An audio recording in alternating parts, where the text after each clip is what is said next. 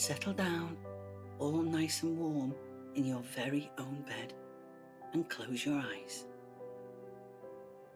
Take a deep breath in through your nose and slowly and gently breathe out through your mouth. Again, take a deep breath in through your nose and slowly and gently breathe out through your mouth. One more time. Breathe in through your nose and slowly and gently breathe out through your mouth.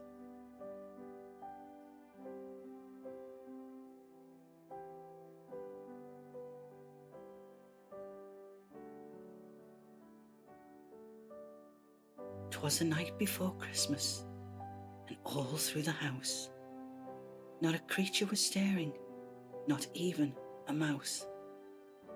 The stockings were hung by the chimney with care, in the hope that Santa soon would be there. The children were nestled, all snug in their beds, while visions of sugar plums danced in their heads.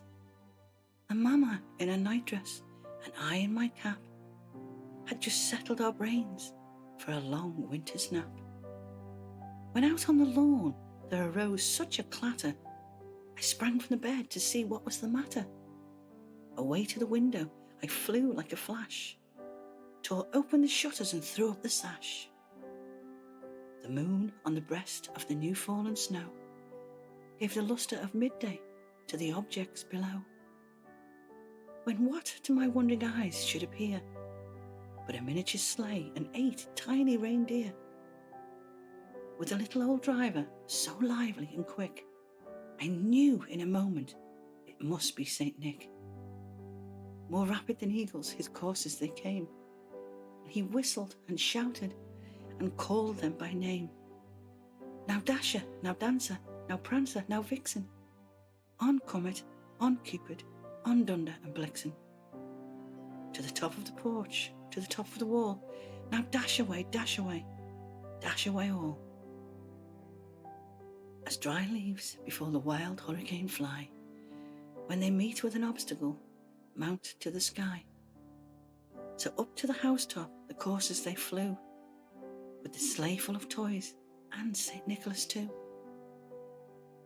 And then in a twinkling I heard on the roof the prancing and pawing of each tiny hoof. As I drew in my head and was turning around, down the chimney St. Nicholas came with a bound. He was dressed all in fur from his head to his foot, and his clothes were all tarnished with ashes and soot. A bundle of toys he had flung on his back, and he looked like a peddler just opening his pack. His eyes, how they twinkled, his dimples how merry, his cheeks were like roses, his nose like a cherry. His droll little mouth was drawn up in a bow, and the beard on his chin was as white as the snow. The stump of a pipe he held tight in his teeth, and the smoke it encircled his head like a wreath. He had a broad face and a little round belly that shook when he laughed like a bowl full of jelly. He was chubby and plump and a right jolly old elf, and I laughed when I saw him in spite of myself. A wink of his eye and a twist of his head soon gave me to know I had nothing to dread.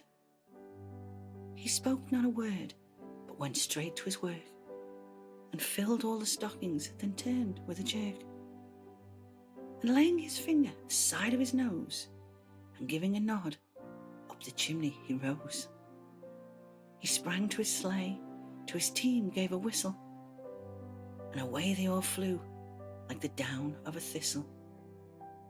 But I heard him exclaim as he drove out of sight, "Merry Christmas to all, and to all a good night." Merry Christmas, everyone. Night, night. Sleep tight.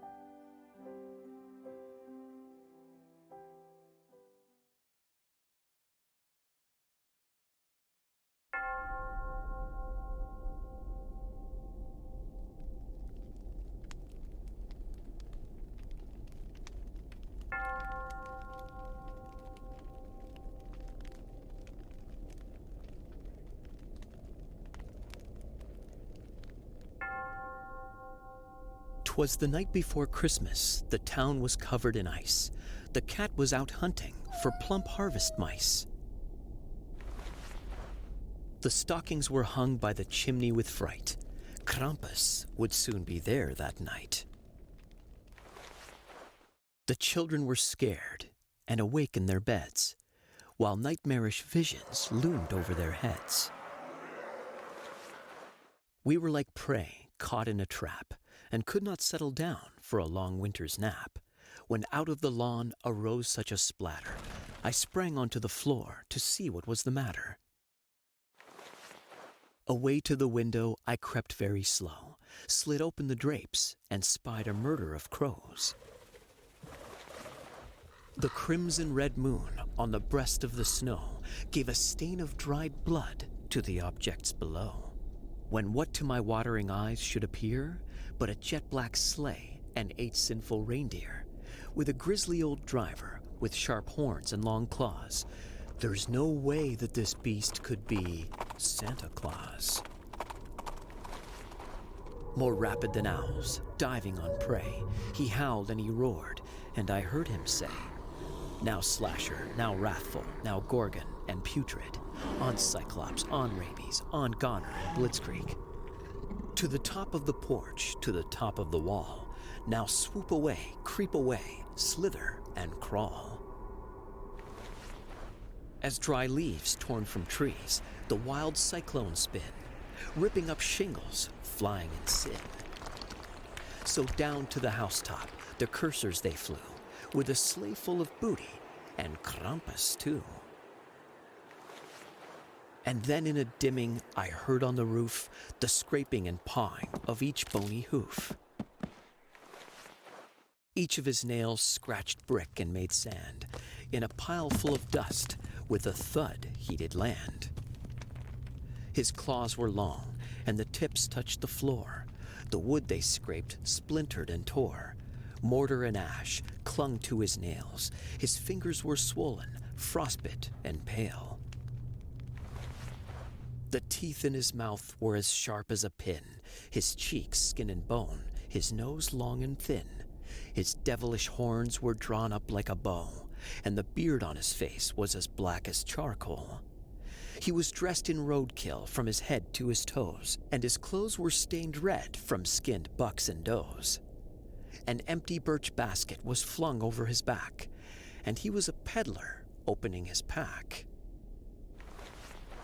The stump of his pipe was made from a moose, and the smoke it encircled his head like a noose. He had pus-colored eyes, we dared not to look, and we terribly feared this soot-covered crook. He was brawny and cruel, a wrong evil old elf, and I screamed when I saw him, in spite of myself. No wink from his eye, scratching lice from his head, soon gave me to know I had something to dread. He wrecked our halls and filled up his sack with bad girls and boys and other knick-knacks. He spoke not a word as his beasts did his work, and put coal in our stockings, then turned with a jerk.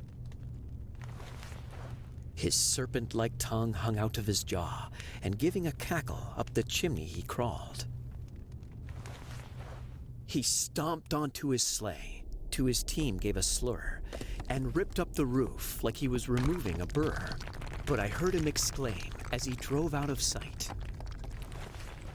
a black Christmas to all, and to all a dark night.